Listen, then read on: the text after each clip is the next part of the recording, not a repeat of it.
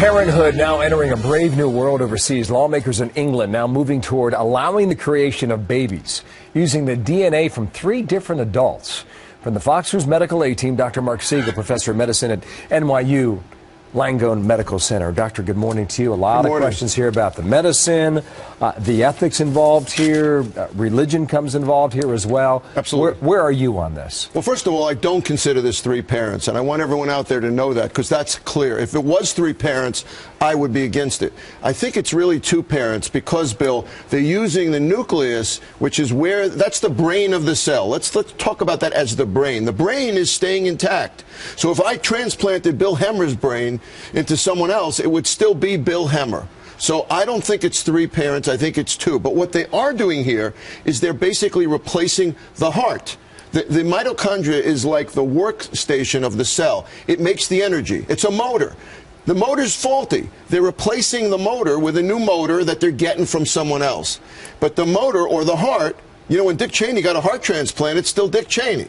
Okay? That's my point. I say 2 parents in this case, but we're repairing faulty machinery in the cell.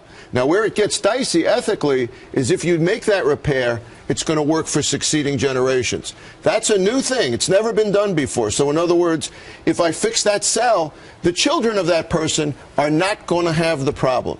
That's never been done. I am way against designer babies. I don't want to alter DNA so that eye color changes or hair color changes so everybody ends up looking like you. I'd rather a few people look like me. Yeah. You mentioned designer babies. Isn't that what you're doing here, though? I don't think so.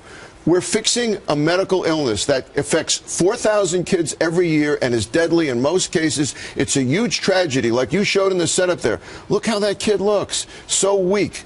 You know, a terrible life. And if we can fix that medically, I'm for it. It's right on the line of what I think is ethically okay, but it's on the right side of the line because we're fixing the cell. We're not changing the essential nature of life. Jamie Griffo's a well-known doctor here in New York, right? You spoke to him today? Absolutely. What did he say? Well, he basically started doing this back in 2003. And This exact thing. The FDA blocked him. They didn't let him do it. But since that time, Bill, it has worked in primates, in monkeys. So he's coming back and saying, well, wait a minute. If it works in monkeys, it's time to start it in humans. And he's endorsing what the British are doing. They said quite fairly in 2003, maybe it's not safe. We don't want to do this to human children if it's not safe. It looks now like it may be safe. Well, what do you say to the Catholic Church that's against it, the Anglican Church that's against it, the Human Genetics Alert Organization that's against it?